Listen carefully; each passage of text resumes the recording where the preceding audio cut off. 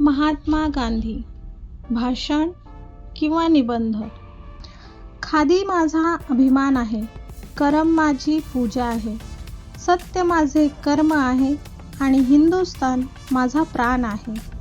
अशा थोर विचारांचे महान व्यक्तिमत्व म्हणजेच राष्ट्रपिता महात्मा गांधी. त्यांनी आपले संपूर्ण आयुष्य भारताच्या स्वातंत्र्यासाठी खर्च केले.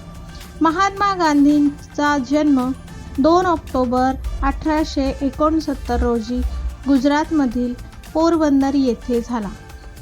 त्यांचे पूर्ण नाव मोहनदास करमचंद गांधी होते. साधी राहणी आणि उच्च विचारसरणी हे त्यांचे वैशिष्ट्य होते. भारताचे स्वातंत्र्य हा एकच ध्यास त्यांच्या मनात घेऊन त्यांनी अहिंसेच्या मार्गाने इंग्रजांविरुद्ध लढा दिला. म्हणूनच आपण त्यांना प्रेमाने बापू आणि आदराने राष्ट्रपिता म्हणतो.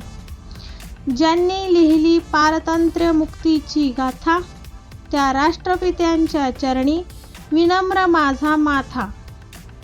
गांधीजींनी सत्य आणि अहिंसेचे धडे फक्त भारतालाच नव्हे तर संपूर्ण जगाला दिले.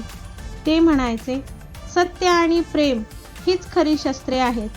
दुर्दैवाने 30 जानेवारी 1948 रोजी महात्मा गांधींची प्राणज्योत मावळली. परंतु आजही त्यांचे विचार, त्यांचे कार्य आणि त्यांची शिकवण आपल्याला प्रेरणा देतात. सत्य अहिंसेचे धडे दिले साऱ्या जगाला, कोटी कोटी वंदन करतो बापू आम्ही तुम्हाला.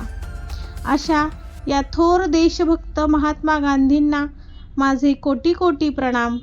जय हिंद, जय भारत.